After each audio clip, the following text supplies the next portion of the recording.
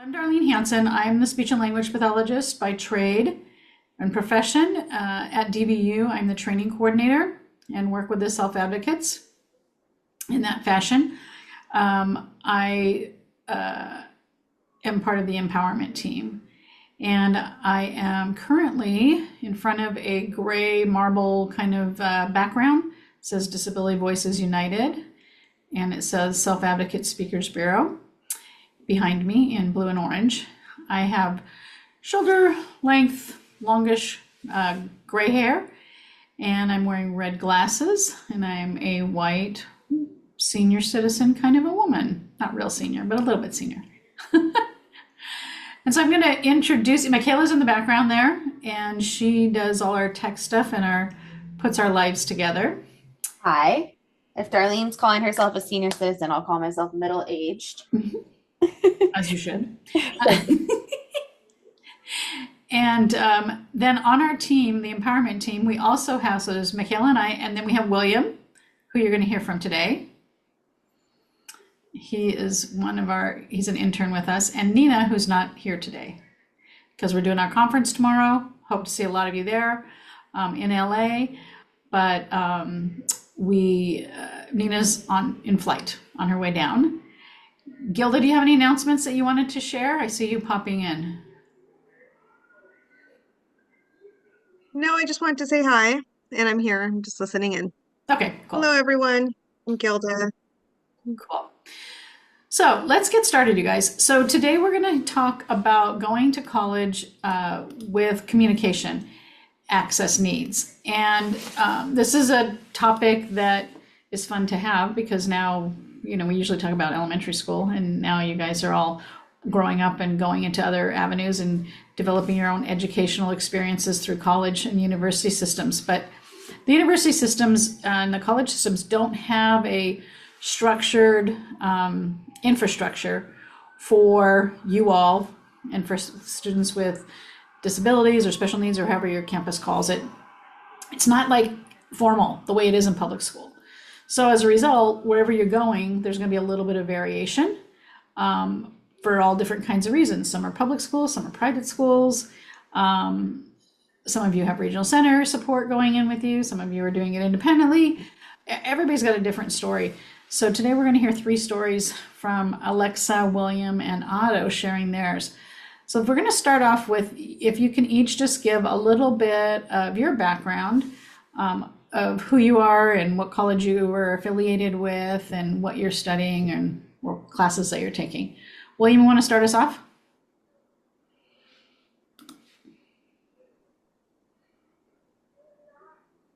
Hello, my name is William Del Rosario, and I am a Hispanic Filipino male in my 20s with short black hair, brown eyes, and I wear glasses.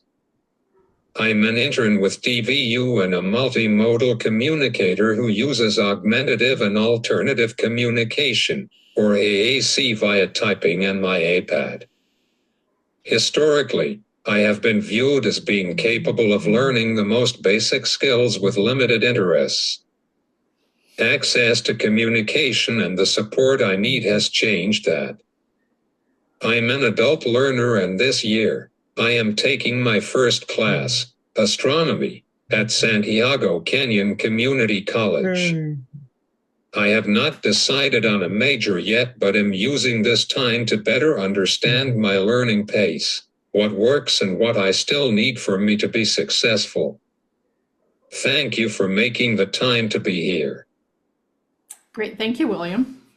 That was good. I like the part where you said you have limited interests. That's like so not true.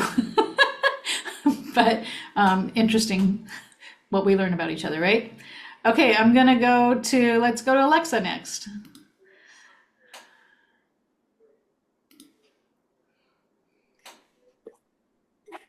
My name is Alexa Joel. I'm the disability community for free development.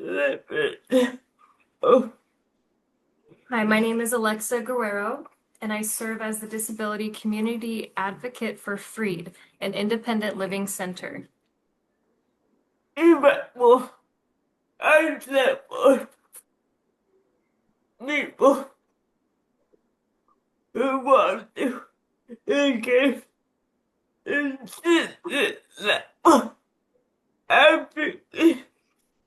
In my role, I support individuals who want to engage in a system-level advocacy. I got ready for that in 2000 when you were about of segregated childhood. I graduated from Sacramento State in 2014 with my bachelor's degree in child development. Thank you. Thank you. Well done. Thank you. Okay, well, I can't wait to hear your story some more. And then Otto, are you in, you can, yeah, you're ready to go. Good afternoon, everyone. Thank you for inviting me here today.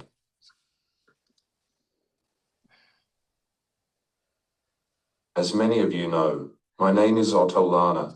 Pronouns are he, him. Quick visual description. I am a young Latin male with a smattering of sun-kissed freckles from my many hours at the beach here in San Diego, where I was born and raised. I have dreamy blue eyes and stylishly gelled-backed, short brunette hair. Tim Jin is very jealous of my abundance of hair follicles. I think I have the same hairs per square inch as an otter. I am a sophomore at University of San Diego. It is a private university close to home. My major is sociology and my minor is change making. Well done. All right. Thanks. Okay, so I wanted you guys to start us off with just talking about what does your college picture look like? Like, what's your daily schedule? What's your routines? Alexa, what was your life like as a college student? And then how did you choose these classes? How did you choose this schedule for yourself? Okay, so let's start with you, Alexa. Why don't you go? Are you ready? If you can go first, that'd be great. Yeah, each one of my age came to help me get ready and eat breakfast. And then I would walk to campus on my own. Each morning, my aides would come and help me get ready and eat breakfast, and then I would walk to campus on my own. Once I arrived, I met my note taker who supported me during class. Once I arrived, I met with my note taker who supported me during class.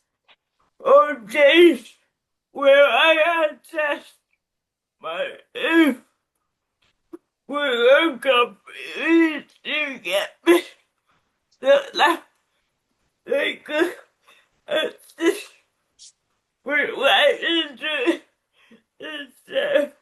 On days when I had tests, my aide accompanied me to campus so they could assist with writing during exams. I work at Tuesday, so after I will reach to my apartment.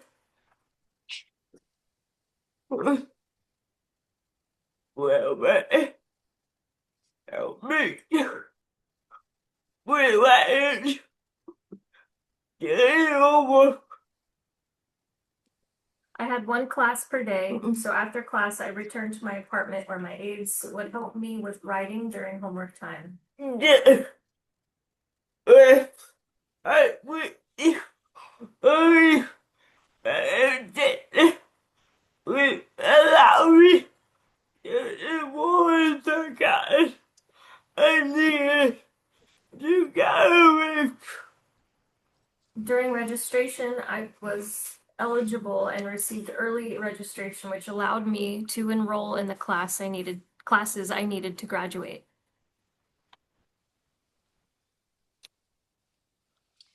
So I was thinking about this when you were talking.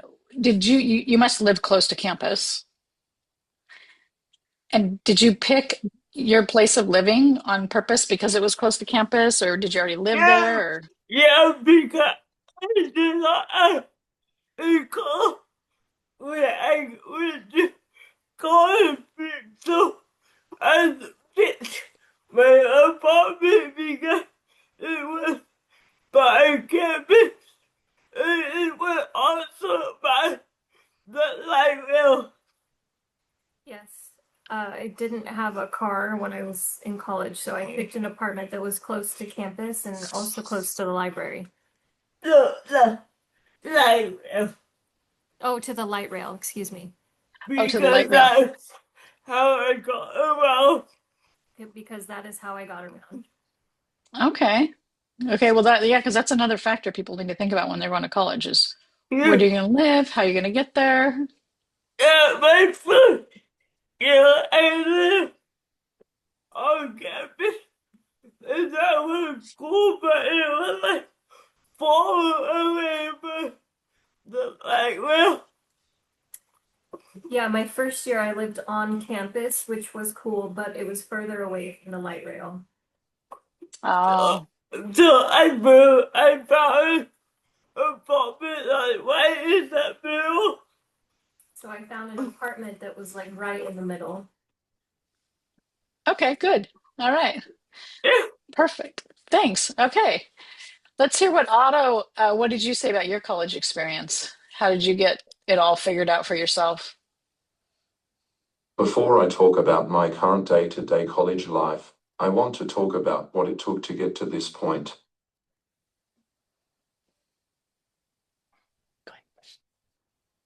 Oops, darn. Before I talk about my current day-to-day college life, I want to talk about what it took to get to this point. We are having some technical difficulty. So I'll go ahead Okay. and read what it said. I don't know why it's Sure, not yeah. playing. It says, I researched which institute of higher education would be a good fit for me. My GPA and my resume is so stacked I could have gone anywhere, but I contain multitudes. I am more than my scholastic aptitude. I love the beach. I love to hike. Nature is what calms me, grounds me, gives me peace and perspective. I love my home and my community. I did not want to leave all the things that make my life easy. These are the things that help regulate me. I go to campus every day. All my classes are in person. I arrive early so I can sit in the front. That is what works for me. If I'm up in the front, I can see the board and hear the lecture. I reserve study rooms in the library to work between classes. If I have large breaks, I go home or I go for a hike. I have an academic counselor who collaborates with me to select the professors who are open-minded and interesting. All right. Very cool. Um, Again, I like that you guys are like thinking of your lifestyles as you're picking where you're going to go to school and how you're going to live your life. But I think that's so key. It's more than just your family's alma mater, right? Okay, William, how about you?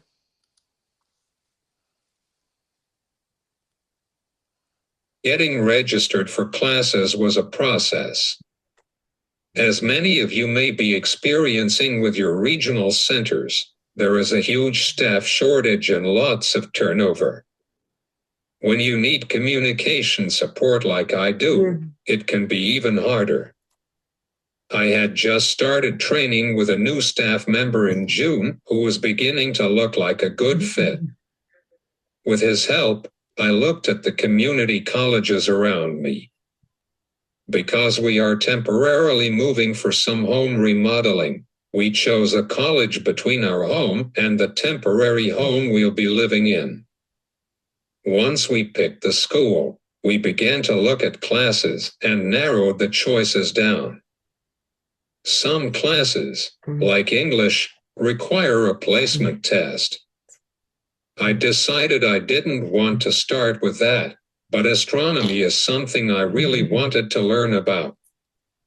I also looked at the options of doing class in person or online. Because my APP is not fully implemented, My mom also supports me when I don't have staffing. I had to think about her availability to support me when she isn't working.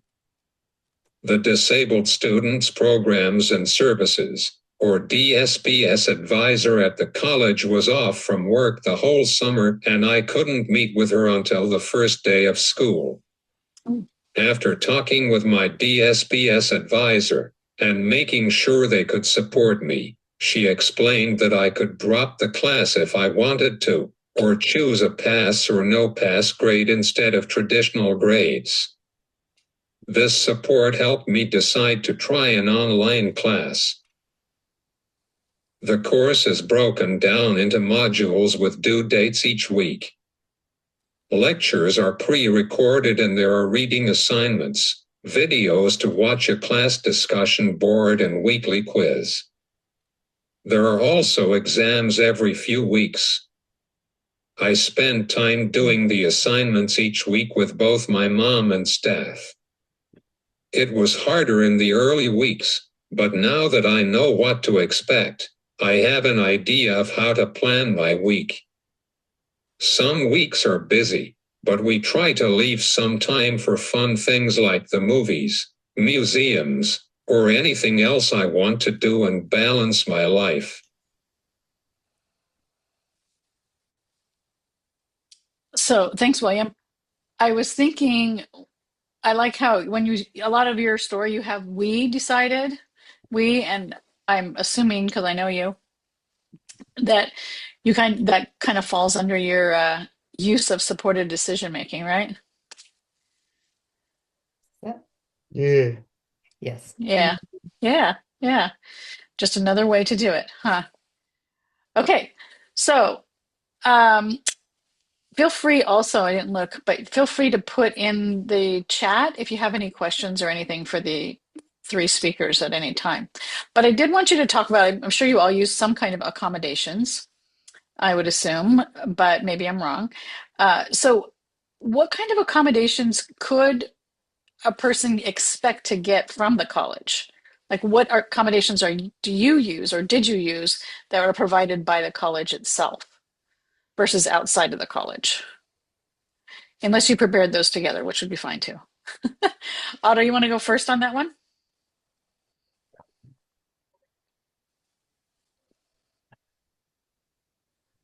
Get it there. Oh my gosh, I don't know why it's not working today. I don't know if it's because we're in the library. Anyway, I'll read what he wrote. Technical Okay. difficulties. Accommodations and tools is an interesting subject. Since I'm the first AAC user on campus, the Office for Disabled Student Support isn't much help. They're open to any suggestion I have, but they rarely have suggestions to provide to me. It's very much a trial and error. They gave me a subscription to an app called Genio, formerly Glean, and it's a note-taking app. It is decent. I request all the slides and transcriptions of lectures prior to class. This helps me prepare for class lecture. I get triple time for exams and writing assignments, and I bring support staff to school every day. For exams, they provide a scribe and a proctor. I also use Speechify, a text-to-speech app that reads books and PDFs aloud. It is helpful too because there's a ton of reading college.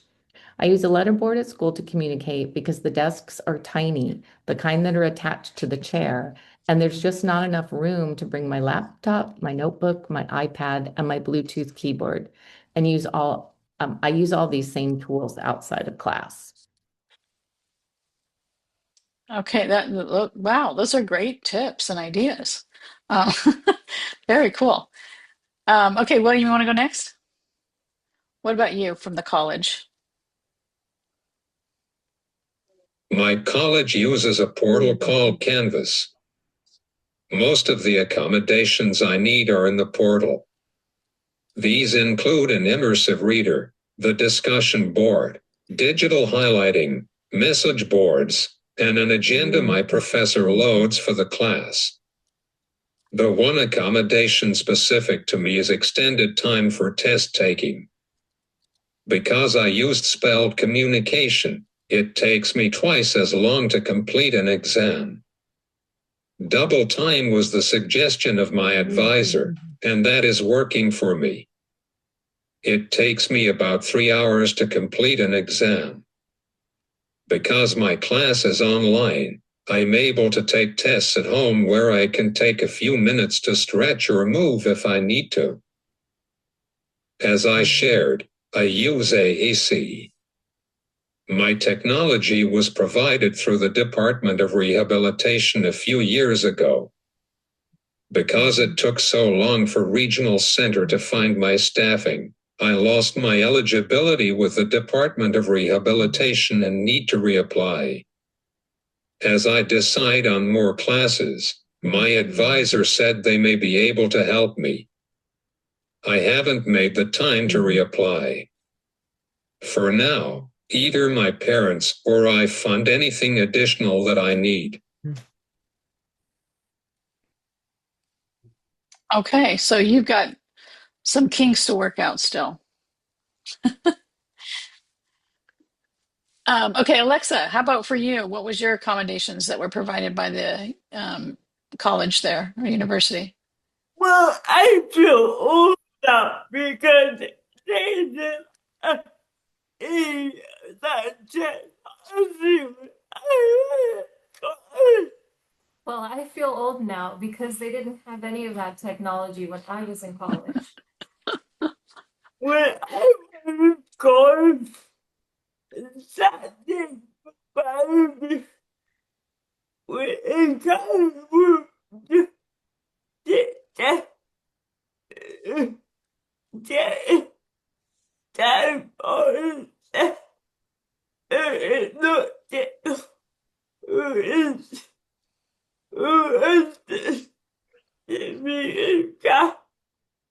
When I was in college, Sacramento State provided several accommodations to support my success, including a quiet space for taking tests, extended time on exams, and a note taker who assisted me during class. when I was I was anxious.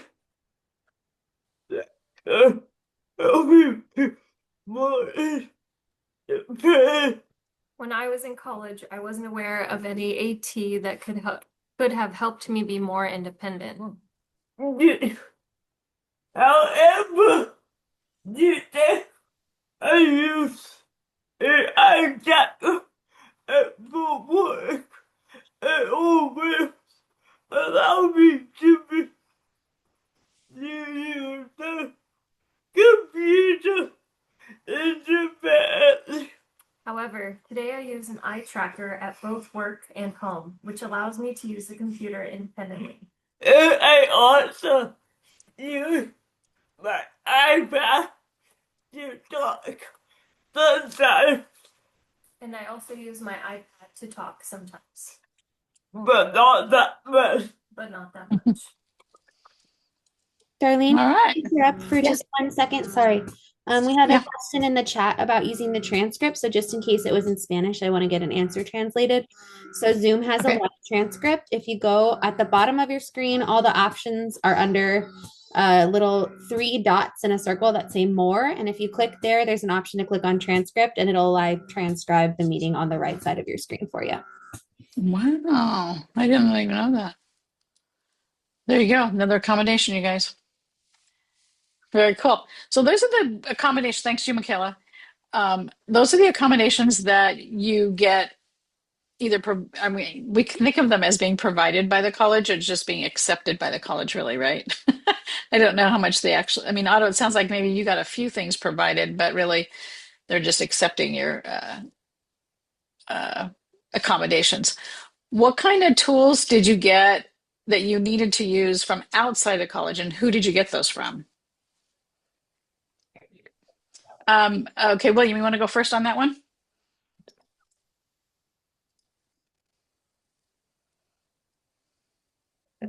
Whoops. So I'm just going to read because he just wrote it into the chat. He said, yes, there are things to figure out, but so far I feel like my advisor is available to meet and support me in figuring it out, or in figuring out anything that I might need. So yeah, Great. he's been trying it first, and then if something comes up, we troubleshoot. Okay, yeah. Oh, well, that's perfect. Yeah. That way you're using your services wisely and getting the most out of your college experience at the same time. But how about, do you get any outside support for accommodations or equipment or even, I don't know, people helping you at school, going to school with you? Is that happening for you at all yet, William?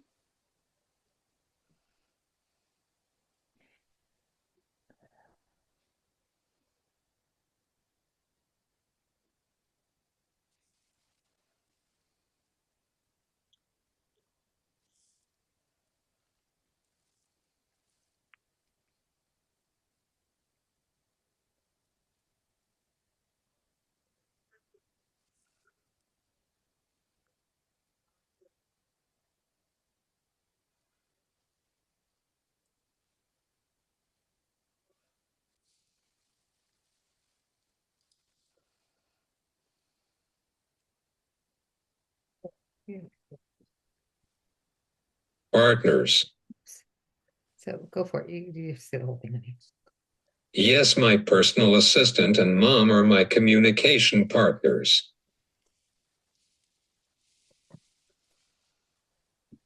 Okay, so that comes from outside. So that's not something the school's providing then. You have to bring your own communication partner with you, I guess. I mean, I know that's how it goes. How about for you, Alexa?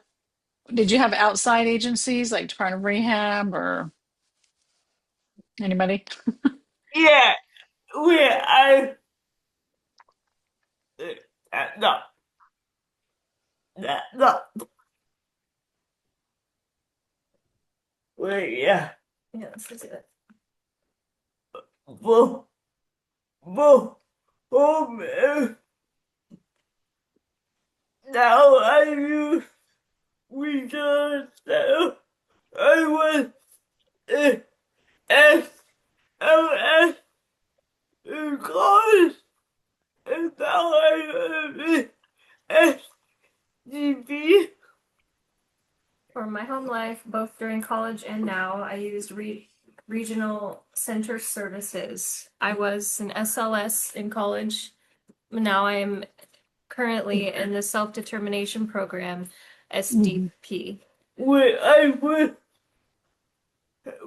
available in college because SGB has gave it life.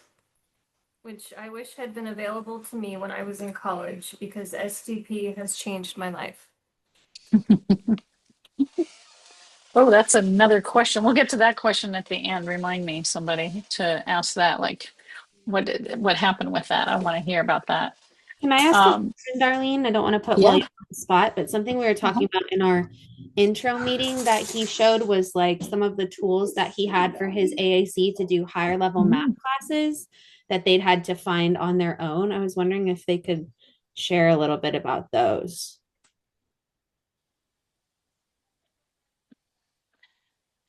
So William said, Regional Center funds my communication partner until they are staffed. My mom fills in. Yeah. Okay. So he's got, here, we can unmute you guys. Yeah.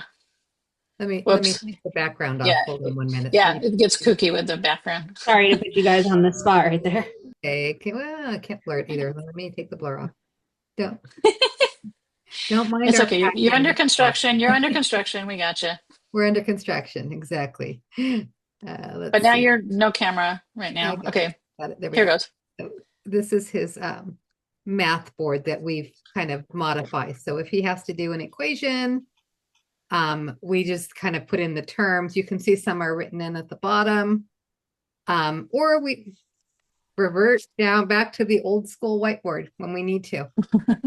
I So always we love it. have all the tools at the ready. William also, what is your other one? He has an app called Talking. What is it called, William? It's called Talking Calculator, where you can, if he Okay. was having to, we used it in high school. If he was having to respond to a question, then Okay. over Zoom, especially because when we were during pandemic, we were, doing school in over Zoom. And his teacher wanted to know his thought process. We used the calculator to kind of participate in class. Whereas somebody else might use a digital whiteboard where they're writing and sharing their screen. William used an AAC calculator. And someone, Okay, very cool. Yeah, go for it, Michaela. yeah, someone in the comments, Matthew Tinsley said, "Did you ask about math stuff? My son's AAC has a TI graphing calculator emulator on it." Right. Yeah. So there's that. We haven't gotten to a college level class that is in need of that just yet, but that is something that when we had an IPE from the Department of Rehab, we could get assessed for or request with assistive technology and training for mom, because I'm feel old too. I'm much older than Alexa and it's a learning curve for me. So getting used to that new technology and training has been really helpful for me as William's communication partner. Yeah, that's a good point too. Making sure that everybody's prepared. Okay, then great, that's good. And then how about you, Alexa? Did you talk about what you used outside of college? No, go for it. Yeah. Yeah. We always did me. That was your outside stuff. Okay. Yeah. You had your SLS and your SDP. That's your outside stuff. Yeah, well, SDP was not available in college, Mhm. so all I had was LS. I never used Department of Rehab. Okay. Yeah. And then how about you, Otto? What are your tools from outside of college? Demonstrating I need accommodations was relatively easy as I submitted my triennial and my AP, but what is interesting is these documents have a shelf life. After a certain amount of time, colleges require new assessments and documentation of your disability. My brother has ADD and dyslexia. When he signed up for the MCAT, it had been 5 years since he had assessments in high school, so he had to retake all the assessments and pay out of pocket from a private neuropsychologist. He had to use these same assessments for medical school accommodations. What is important to think about too is the IDEA is no longer in force in higher education, and the ADA has a limit to what is considered reasonable. This is an important distinction. The campus can determine what you are asking for is unreasonable and deny your request. I have been trying to work with the Department of Rehabilitation and the Regional Center for Support to attend college, but have not been very successful. It is time consuming, so my mom is my in-person support at this time. I did not want to defer admission until I found appropriate staff. This is a personal choice that has worked well for me. I will continue to seek support from the government offices that are supposed to provide support, but until then I will just keep on keeping on. Okay. That kind of goes into the next question, unless you had more to add to it, but like how do you get these accommodations? How did you get, I don't know, I guess you're kind of going through your IPP process. Did you have to start planning ahead, William? You mentioned that you couldn't meet with the person ahead of time. That sounds like a little bit of a barrier that you had to deal with. How about you want to start us off, William, with getting that accommodations at your school? What's the trick? From past experience, I already know how I prefer to communicate in which setting. I'm a multimodal communicator, but for school, typing works best for me. I met with a DSPS advisor in person because it is important for me that any of the systems that help me see how I communicate. I need a personal assistant and communication partner. Most of the time I type into an external keyboard that is held, but sometimes I use a letterboard. My communication partner helps me input my assignments, navigate technology, and supports me in managing my schedule. They also help me stay safe in the community. I went with my parents to my DSPS meeting, but we made it clear I am in the driver's seat and they are my support. It really helped the DSPS advisor to see me. At first, she thought that my support could stay outside the classroom if I were to attend in person. After meeting me, she better understood how it works for me and the support I need. She also reminded me that it is my responsibility to remember to follow up with my professors ahead of time so they don't forget about my accommodations. I wish I could say that it has been easy with the regional center, but it hasn't. My needs are complex, especially with communication access. My staff needs training for my communication style, and making that clear was a process. Just like the DSPS office, having them meet me in person and see how I communicate gave them a better understanding. Figuring out how to write my APP and allow for the training and hours they need is a work in progress. Yeah. I think too that, and I don't know, Alexa and Otto, if you're going to talk about this, but maybe we can talk about it later even. I think people have an idea in their head that they already know how to help you out. And so they start throwing those ideas at you like, oh, yeah, we've done that before. And here's what it looked like. And then they meet you all and they go, oh, hang on, I got to regroup that idea, right? Um, Hopefully they are open to thinking outside of the box when they need to. How about for you, Alexa? How did that work out for you? Yeah, I did look for a have no experience in caregiving. Yeah, I tend to look for aides that have no experience in caregiving. Because I have found that every single aide that I hire that were in caregiver number one except one. Because I found that anyone that did have experience didn't work out except for one person. I agree with you. It's easier to teach new than undo old teaching, huh? Yeah. Yeah. Yeah. Did you get did you have to meet with like was there any trick to meeting with your school Department of Special Needs or anybody to get these Yeah. accommodations? When I got into that day, I contacted the ability to Joseph for accommodation.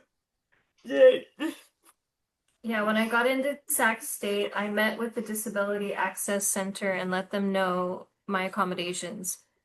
And I found that my accommodation changed over the year. And I found that my accommodations have changed over the few years In Sac State. at Sac State. And they were super like accommodating.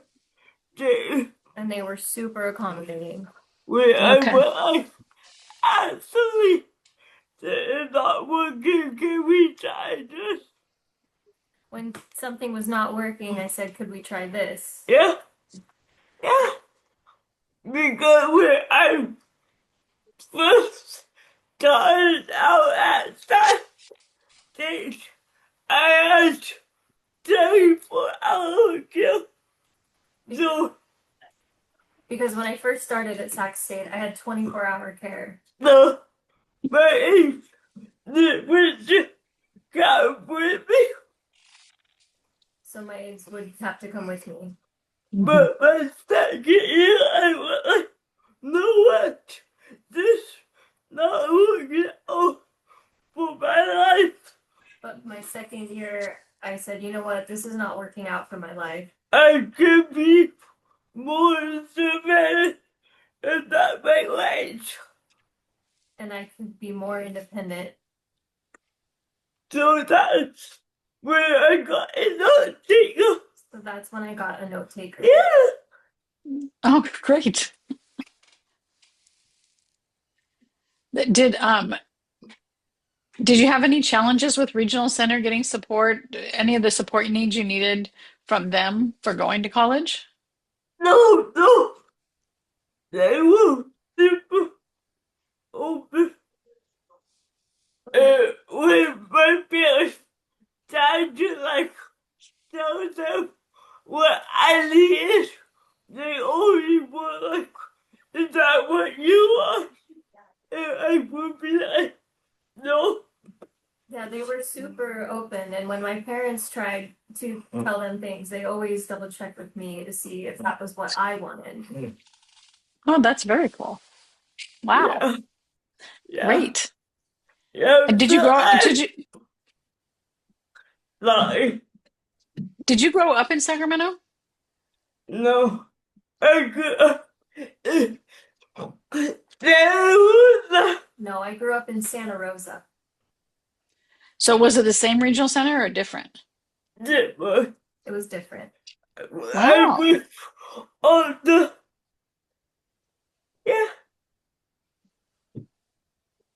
Wow. That's great. Okay, well, that's good. Yeah. And then Otto, you were just saying that you chose to not worry about regional center because you don't have time to figure that all out with them. I mean, you know what to do, but you know what I mean. Is that right? Am I getting that right? Oh, we keep since in the last 18 months, he's had 3 different coordinators. So every time a new coordinator comes, there was one point where I was emailing the coordinator with Otto and we weren't getting any answers. And that's because she quit and then for some reason, her email didn't get turned off, but it wasn't going to anybody. And so anyway, so we have yet another coordinator who's trying to help us work a budget and whatever. So we just keep trying. Okay. Okay. So you had written in here, I met months before classes started to get my accommodations. I was admitted in February of 24 and classes started in September. The Disability Service Support Office communicates directly with my professors with regards to my accommodations. And I had to provide documentation from my doctor, high school admin, and my triennial and IEP. Okay.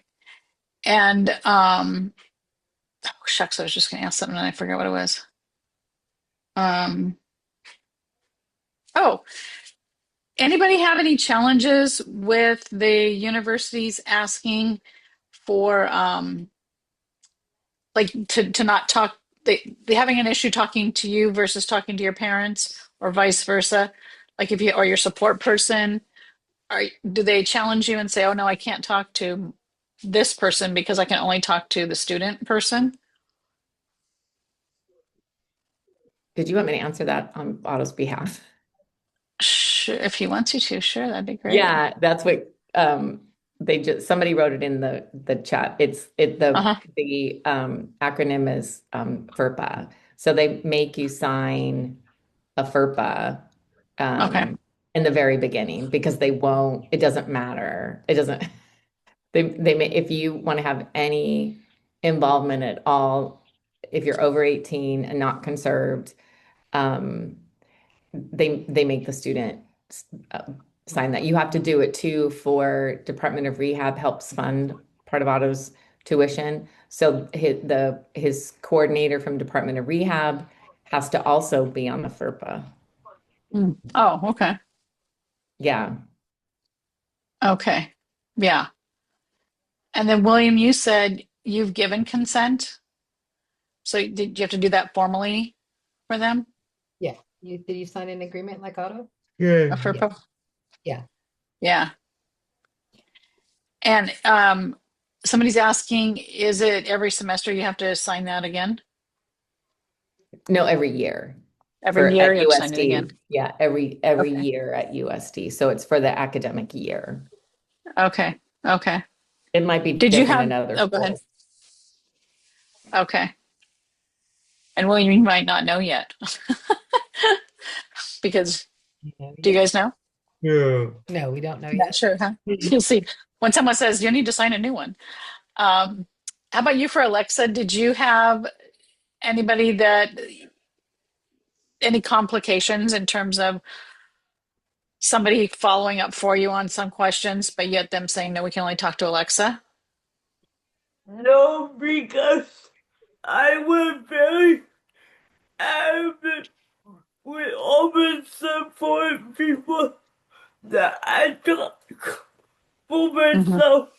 No, because I was very adamant with all my support people that I talk for myself, And they respect. and they respected that. Did you have someone revoicing for you in college? Yeah, And they were okay with that? yeah, Wow, you live in a bubble, huh, Alexa? yeah. Yeah, It's so great. It's so great. but don't think even we first for me. But if we talk about Apple God, that's who's that doing Your note taker. my note taker even help me talk. My note taker even helped me talk, but after college, Yeah, but after but college, that was a whole another thing. I could Oh, go on and on about how people don't know how to react depending how in the real world. I can go on and on about how people don't know how to react to my aid out in the real world. oh, really?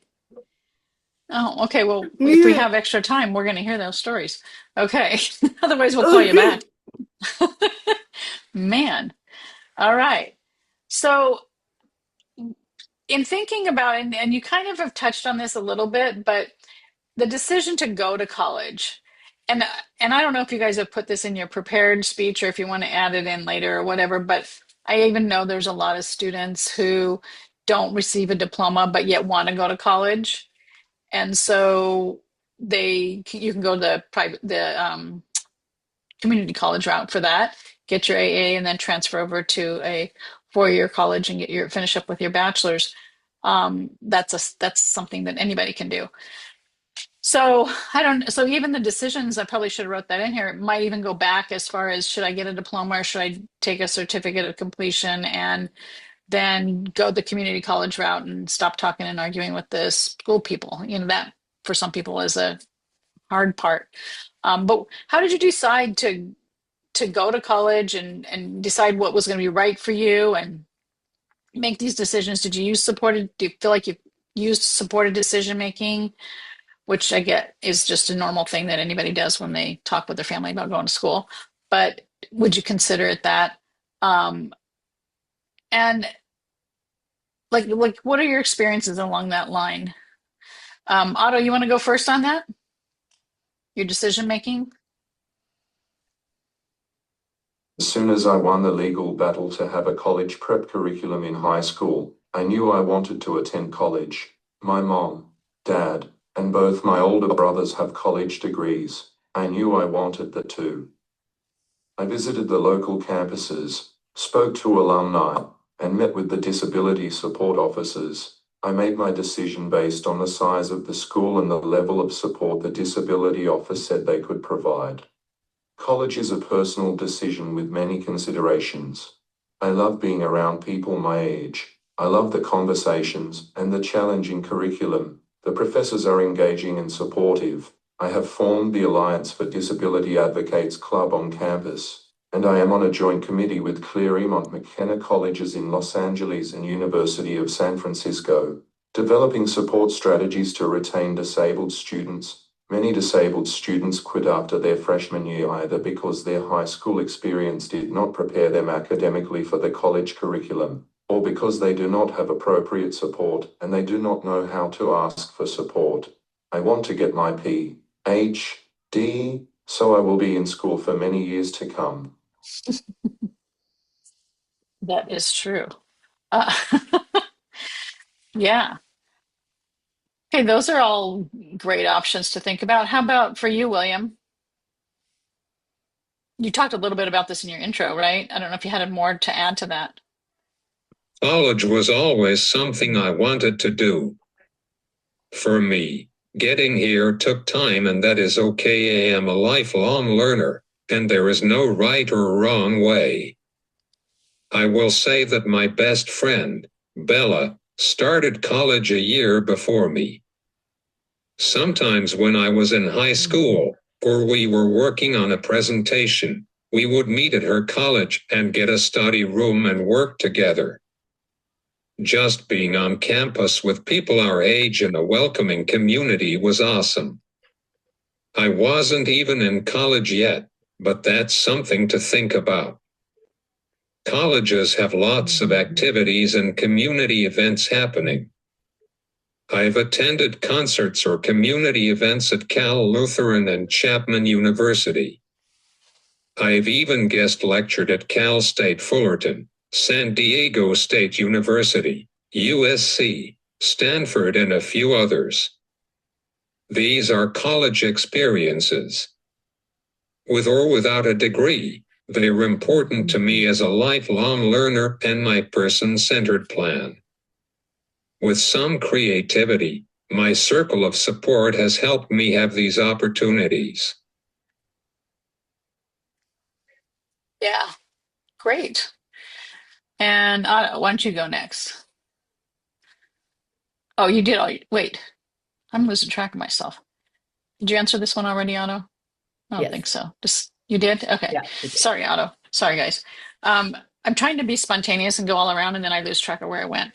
Alexa, how did you decide which college to go to? I don't know. I guess well, I was not.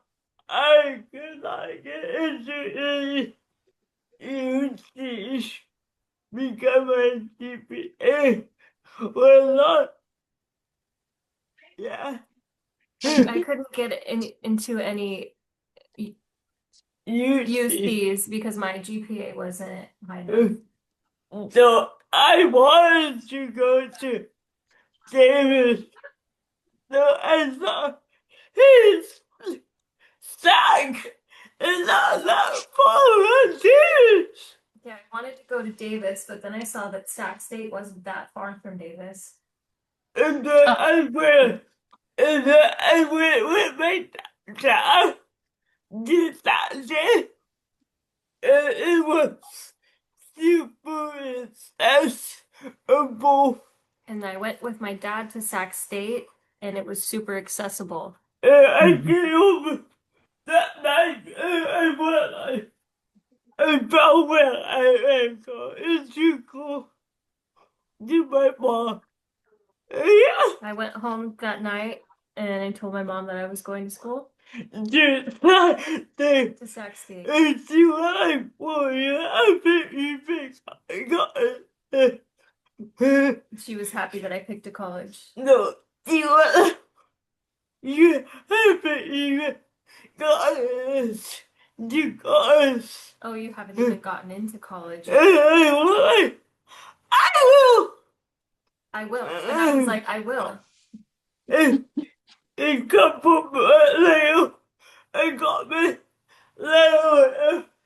It said this. And a couple months later, I got my letter of acceptance. But I went to community college before university. But I did go to community college before going to university. Okay. Because my mom made. Because my mom made me. But I got my diploma when I left high school, I got my diploma. When I left high school, I got my diploma. Okay. Uh, So you got a diploma, you went to community college, and then you went to Sac State. yeah, Perfect. Yeah. Yeah. Was it hard to transition to a new school?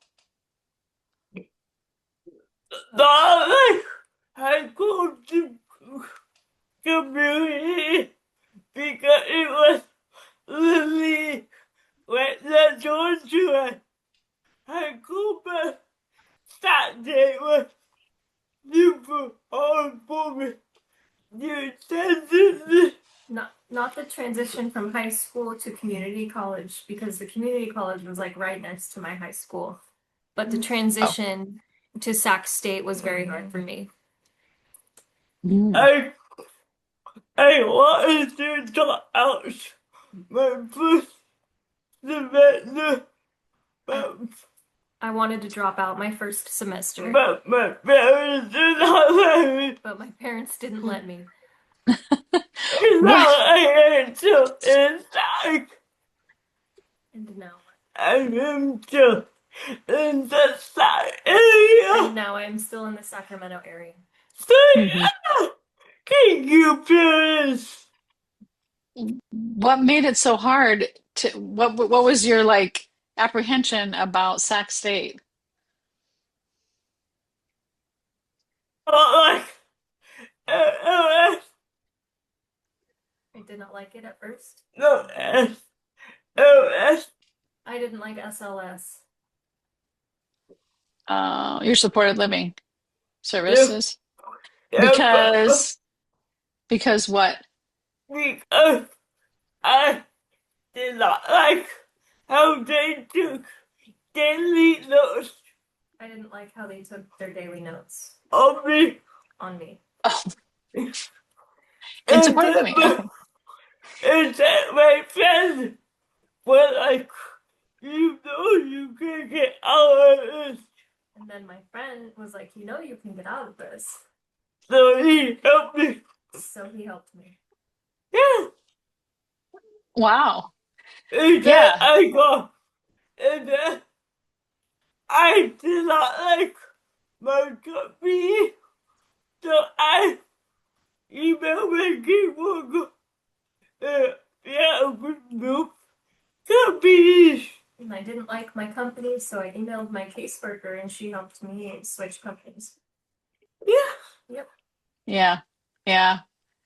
Um, yeah, people need to think about that stuff, right? Like someone taking notes on you. That is kind of weird. Yeah. Yeah. Yeah. All day, every day. Yeah. Yeah. Yeah. How about how do you guys go about, or is there no need to, just sharing about your disability on campus or with your teachers? Or I know, Otto, you have a video that we can play as well. If you want us to, you just tell us to cue the video. But well, you want to go first, Otto? Well, we can start with you. I just wanted you to make sure, or to make sure you saw in the chat, we might lose auto at 5:15. So Oh, then even better. Okay, let's go for it. It is pretty easy to see I am disabled. Just to be clear, I do not start out class with a get to know me video. My freshman advisor asked me if I would be willing to share about my disability because students asked her and she didn't know the specifics. That is why I made the video I shared with Darlene. No other teacher has asked me individually. Other professors have a get to know me as part of the first week of classes, so everyone in class shares about themselves. I have a fairly large online presence, so I share a few things and tell them to Google me for more information. That's a good way to go. Do you want us to show your video, Otto? You want me to show it? Yeah. Do you have it, Michaela, ready to go? I do. Let me pull it up. This is the video that he shared with that professor.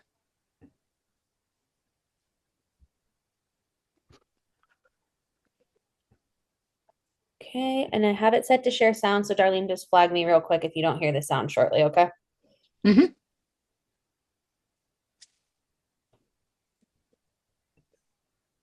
photos. This is a quick get to know me video. It's just a quick glimpse into my life, so you can get to know more about me, Ottolana. As a quick disclaimer, I am happy to share why I do what I do. Not everyone with a disability is so open, and there is no societal obligation for them to do so.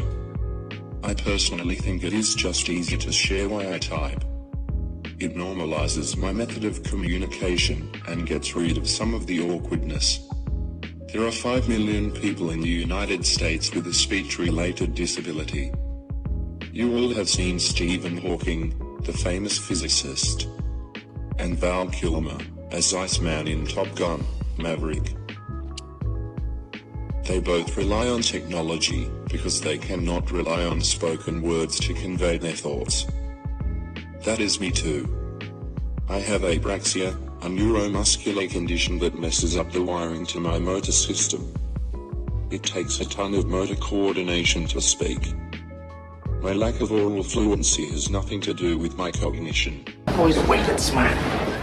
I'm a really busy person. You can find me lobbying in Sacramento for disability rights and increased funding for support. That's me with California State Treasurer Fiona Ma. I have friends in Hollywood. Of course I do, the camera loves me. I gave my graduation speech with my iPad. There wasn't a dry eye in the audience. I'm in the National Easter Seals Disability Pride campaign. The video has been shown during the Olympics, Paralympics, and will continue throughout the year. Disability is not a dirty word. Did I mention April the 12th is Ottolana Day in San Diego? I have 2 older brothers. We roll deep. They both have black belts in karate and have been practicing jiu-jitsu for 15 years. Most people would never think about bullying me. I fly in helicopters and hike on glaciers. Lauren is my content wizard. She makes all my visuals absolute fire. I make FedEx giving speeches all across the country. I write articles for magazines. I consulted on best-selling author Angie Kim's novel, Happiness Falls, and invited her to La Jolla for her book tour.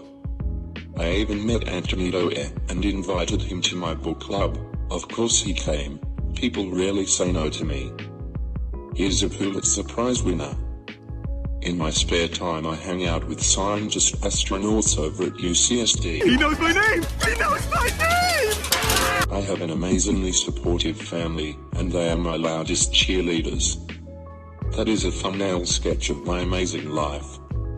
I want to thank Dr. Koenig for sharing her lecture time with me. And I want to thank all my new Torah friends for taking time out of your busy schedules to learn more about my journey. If you want to learn more, you can Google me, check out my Instagram at Otto_types, or my website www.ottosmottos.com. Thanks for listening.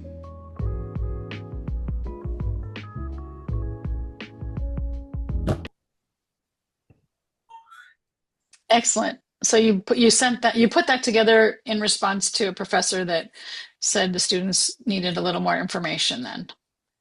Yes. That's right? Yeah. Okay, cool. So that's one avenue. I mean, I don't think you all have to do that all the time. But it's a way to, it shows who you are because you like doing that kind of stuff. And B, it gets the information out there too, right? I think, whoops, hang on. I think your comment, William, is in response to this. So it was said, has college help with vocational training and gainful employment, caregiver dependency, or other resources? Advocacy is so important due to trial and errors. Thanks. So William says, not yet for me. I'm just starting. I'll say that my communication partner and I are growing his support skills. He's also the first staff I've had as an adult. He always reminding me that he works for me, not the other way around. That's a great life skill. Yeah, and that was actually in response to her question about that, but he does have a response for sharing about his disability when you're ready. Yeah, that's what I figured. So Do you have something? What else do you say, William, about sharing about your disability? Deciding what I wanted to share about my disability and the accommodations I need was an easy decision for me. I need support in just about all areas of my life. I know DSPS, Regional Center, and the Department of Rehabilitation are systems that can help me. I didn't know if my professor fully understood autism or AAC, so I made an appointment to meet her and explain what I need. She also had the opportunity to ask me questions and explain what she needs from me. Email works really well for us both, and so far, so good when either of us have a question. I participate in class just like the other students do via the discussion board. We are all using spelled communication. At first, I didn't share too much about my disability. I mentioned it in my introduction assignment, but I don't know if everyone read it or not. We did have an assignment that required drawing or explaining how you would graph some data. I chose to describe it. Most of the students sketched their assignment. One of the students asked me why I didn't. I was able to explain that I also have dyspraxia, and that makes writing or drawing really hard for me. He shared about some assistive technology he uses to create graphs. I thanked him and said I would look into some other ways to see if they helped. On the next assignment, my communication partner and I looked at ways to mark up a diagram from a digital picture. Following my descriptions, we were able to try something new. It was a win for us both because we learned from each other on that assignment. That's a good point too, is that a lot of times by sharing a little bit about who you are, your peers in your classes will jump in and say, "Hey, have you seen this before?" Or how can, maybe there's this can help you. I've seen this working for somebody else. They have more people have more ideas, right? Um, Jonathan says, as a higher education counselor, professor with extensive experience and training with individuals with disabilities, this opportunity has been so helpful, insightful, and and is further enhancing the way I can support all students. Thank you all for this wonderful and amazing opportunity. And Otto says, oh, looks like I'll be leaving soon, so thank you for time and attendance. I have a great time today. It's my favorite activity, talking about myself. Haha. Thanks, Otto. Good to see you again. Thanks, everybody. Thanks, Shelley. All right. Um, Alexa, how about for you? Did you have any experiences where you felt like you should share about your disability to people or the professors or anything? Well, you get the job.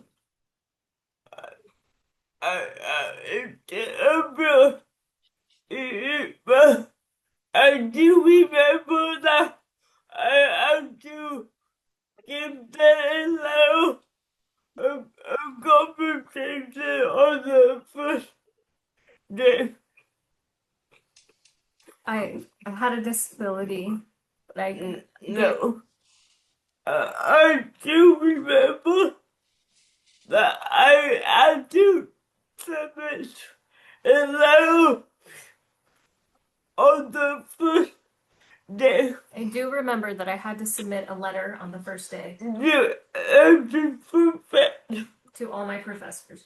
outline my disability and my accommodations. Outlining my disability and my accommodations. Because I do have movements, and some people think it is enough.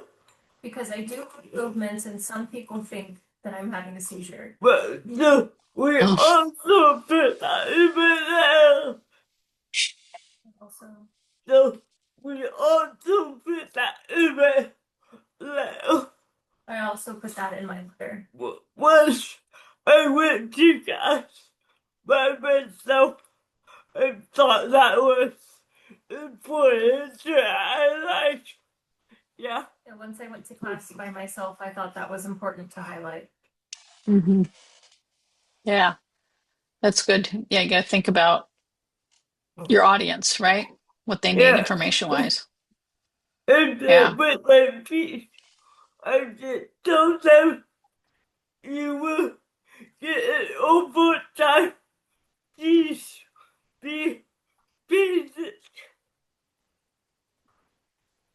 And I asked them to please be patient With my feet. With your speech. Yeah. with my speech. Yeah.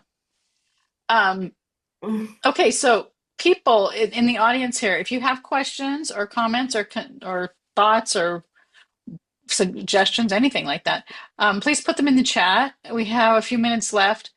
I thought it would be a great conversation point, especially because tomorrow's our SDP conference and SDM conference in LA. But you mentioned Alexa, and William, you're move into this system so that you can experience life a little bit differently. What was the biggest deal for you moving from traditional funding in regional center through your SLS, for example, to SDP? You said it was a huge change and shift. Well, I got married with J, so we decided to be was the best way to go. So I got married in 2020 and we decided that SDP was the best way to go. That I don't need to worry about that. So I don't need to bore you about No. No. That I don't need to worry about that. Since I don't need to worry about backup. Yeah, because that was the only call see about SMS that they would say you somebody your ankle out. Yeah, because that was the only thing that was cool about SLS was that they would send you somebody else if your aid called out. And for me, I just asked my company I could meet all the staff in the company, so I know like who's coming to my house. And for me, I asked the company if I could meet all of the staff. It's just so that I would know who was coming to my house. And they were very open with that. They were very open with that. Okay. Did you sometimes scheduling is an issue. Like the Yeah. scheduling is different in SLS than the opportunities that you can schedule in through SDP. Yeah. Wait, SGB, I was fully able to make my own calendar. I can ask my agent late without getting approved. Yeah, so with SDP, I'm sorry. Ask I can my aide I can ask my aide to get late to stay late or come early or Wait. whatever I need without getting approved. without getting it approved. So I have a lot more like freedom and autonomy So I have a lot more freedom and autonomy over my life. over my life. Mm-hmm. Yeah. William, I think, is creating something here. Let's see what he's saying.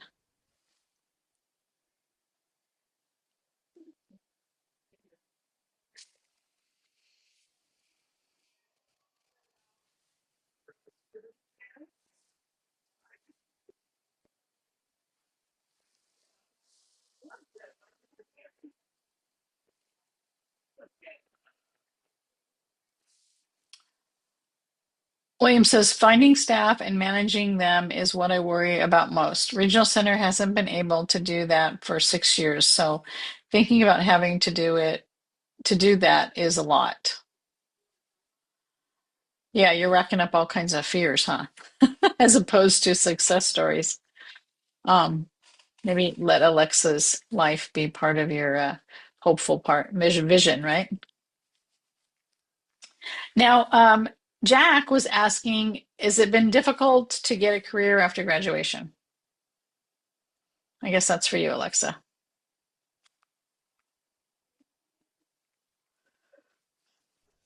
There we go. 100% yes.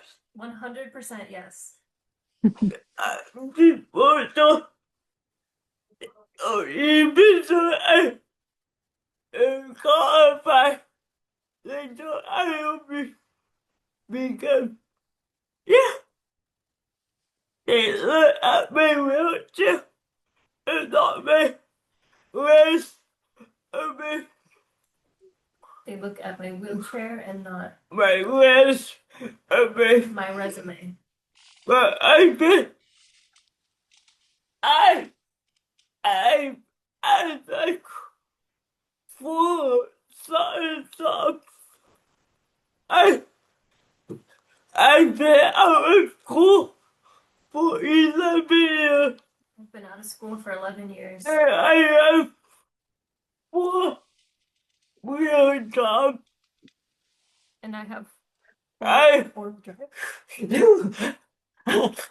I I had four jobs, I had 4 jobs. but unfortunately, it's like all minimum wage. But unfortunately, they were all minimum wage. I've been working ILC for 4 years. I've been working at ILC for 4 years. In my second ILC, This is my second ILC. I was Okay.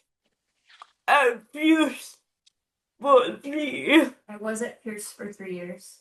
Yeah, so I found that ILC are the best way to go because they are super accommodating. I found that ILC is the best way to go because they are super accommodating. Okay, and tell everybody what ILC stands for, Independent Living Center. Yeah, And it's an agency, right? yeah, they ILC in California. There's 28 ILCs in California, and it's Yeah. Independent Living Center. If you want to find your ILC, you can go to California Foundation for Independent Living and type in your zip code. And if you want to find an ILC, you can go to California Foundation Foundation for for Disability no for independent Independent living. and enter your Right. zip code. Yeah. Okay, great. Okay, I'm going to put a couple of comments in when we were talking about finding a job after school, and Carrie says, "Oh yes," with a lot of feeling. And Jack says, "I'm thankful for all the support I have in school, and I'm glad I completed school, but sad that I can't get a career." Carrie says, "I was fortunate to have a great job through." Jack says, "I have a disability, and it's difficult to get a career after graduation." Alvar says, "It can definitely be difficult to find somewhere that's able to see a person's gifts and strengths rather than only their challenges. So it's often hard to find somewhere willing to give you a chance. Finding a supportive work environment can be easier if you connect with other disabled people who have a good experience with their employer and apply there." And Monica's putting in the chat a link to the Limited Examination of Appointment Program, LEAP. It's an alternative exam and appointment process for the recruitment and hiring of individuals with disabilities in the state service. State departments can utilize LEAP when filling vacant positions. Yeah. And Marissa, you wanted to add something to the conversation? I unmuted you. Oh, hi, this is Maria Humada. And I Oh, just, Mari. Sorry, Mari. I don't know how I hello, heard some Marissa. I saw Marissa. I'm just making stuff up now. about to join your trainings and your meetings. You have a lot to offer and just, fulfill my heart just to listen to all of you. Being a mother and also an extraordinary young man. But I just wanted, to encourage you to also maybe think about making or doing your own business. I know it's very difficult after school to find a job. I have a daughter who also graduated from the University of Oregon, and I can tell you that she's also going through the same thing. It's very difficult, but I don't want you to get discouraged by that. Think about your own micro enterprise. Mom, I love my son is also working in his business. He's doing voiceover. He has designing his merch that he's selling online, and he's doing pretty well, I can tell you that. So I just want you guys to know that not get discouraged by college classes, or you already finished your classes and you're having a hard time finding a job. Just maybe think outside the box and maybe explore to making your own business. Everything is hard, but maybe, that's the route that you guys wanted to try and see that, maybe is um, what is going to be best for you. I don't know. But I just wanted to put it out there on the table for you guys to think about outside the box, like Judy Mhm. says, and explore to creating your own business. So I just wanted just to put the little seed right there for you to think about. So Yeah, thank that's a you. good tip. Yeah, so you never know, right? So just don't get discouraged. It takes time, but you get there. So I just wanted to say that. So thank you. Thanks, Mari. William? Oh, did you put it in the chat? I'm going to look. Yeah, William says good idea. Commented, good idea. And Carrie said a college peer. Um, as you were saying that, Mari, I was thinking about all my friends who have gone through different jobs, even ones that are younger than me, and career people, and then just decided to do consulting because it's easier than rotating jobs all the time. It's just find your niche, share it, let people hire you for that purpose, and then move on to the next guy who needs that purpose. Jonathan.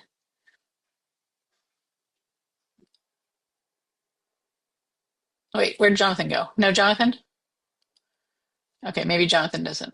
Okay, I'm gonna bring, I think we're done with the hands then. Okay. Um, great. Okay, well, we're wrapping up our time here.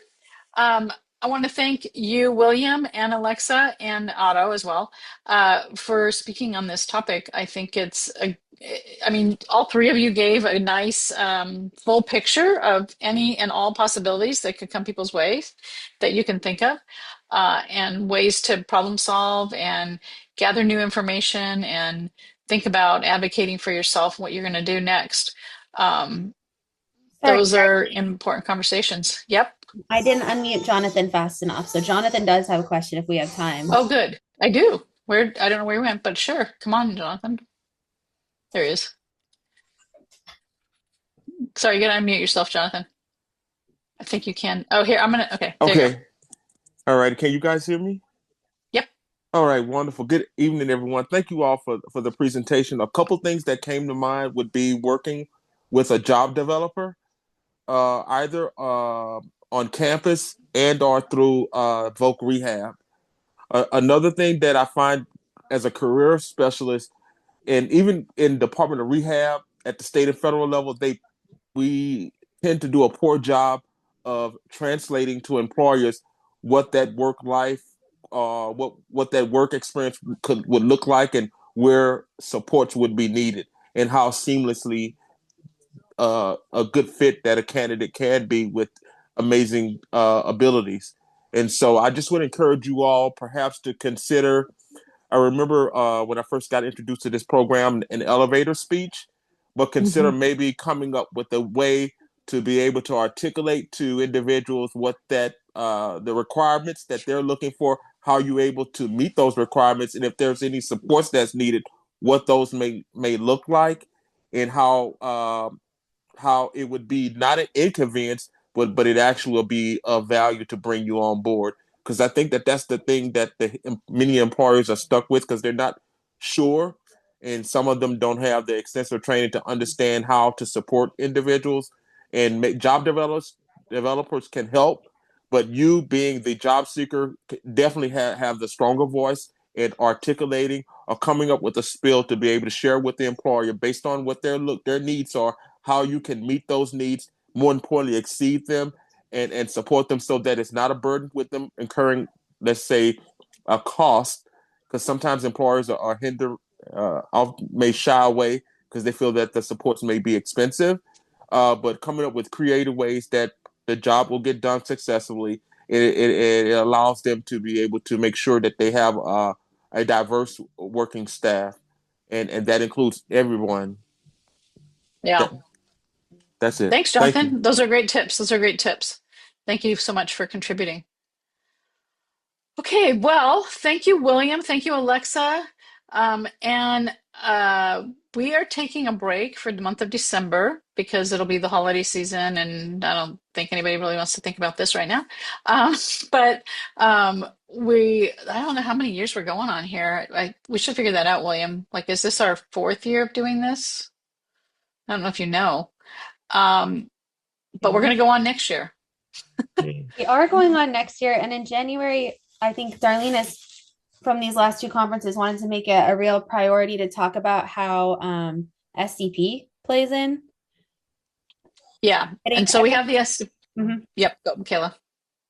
No, just that in January, our plan is to have a bigger meeting, invite people from the SDP meetings as well to talk about that integration. So, Yeah, combining how we all overlap and things. But I think that this community that we've kind of gathered for ourselves here is supportive of each other, and it's nice to have the focus for ourselves on the communication needs. So that's been really great.